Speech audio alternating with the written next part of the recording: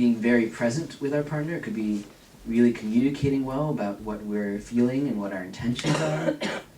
In the same way that we just started our evening by contemplating our intention for coming here, when we're going to go out and try and find someone that we want to date, when we're going to go home and try and find someone to go home with, what is our intention behind that? In the same way that if we're holding a shot of tequila, we can stop for a moment, cut through the habitual, like, let's just throw this back, and say, what is my intention for drinking this? Is it because I just got dumped and I want to heal this broken heart and just cover it over? Because that will lead down one very long road where you wake up with a hangover and your partner's still not there, right? Is that the way that you're going to deal with that situation? Or are you holding that shot of tequila and saying, I'm out with friends and we're celebrating, this big event, it's their birthday, and I'm going to have this shot and taste it and be present with my friends and have a nice night. That's a whole other set of intentions. That'll take you down a different road. Now, I'm not saying, I'm not condemning or condoning one or the other. I'm saying, what is our motivation for doing any of this activity that we're already doing? Actually taking some time to really figure that out so that we're not doing it mindlessly.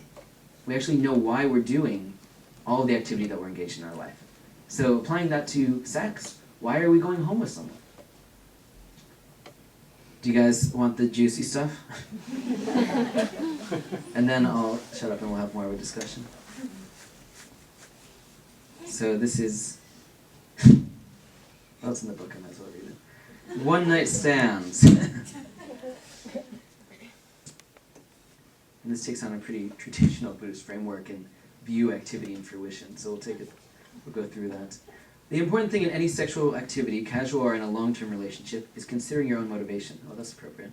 Are you interested in having a one-night stand because you're too busy for a relationship, but you appreciate the other person and want to make a sexual connection with them?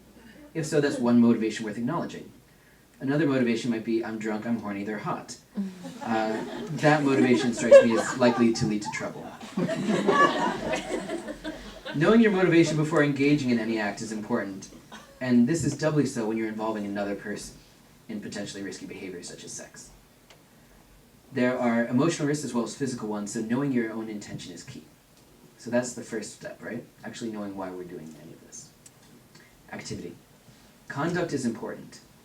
In my mind, there are two ways to get enlightened. The first is to sit your butt down and practice meditation non-stop until you reach full awakening. That's good. But frankly, I don't think anyone here is doing that, right? The other way is to bring meditation into your conduct, applying the principles you develop on the cushion to every aspect of your life. So taking this basic practice that we're normally doing, I'm assuming everyone here is practicing like an hour and a half a day, so taking this practice that we're already doing and applying it to our conduct. When it comes to sex, good conduct can mean being very open and straightforward with your partner, it can be telling them very clearly about your intentions, or making sure that you practice safe sex. Being open-hearted, genuine, and caring seems simple enough, but is especially important if you're attempting to bring someone to your bedroom. So this builds on the idea of being curious, right? Curious about who you're encountering, genuinely experiencing them for who they are.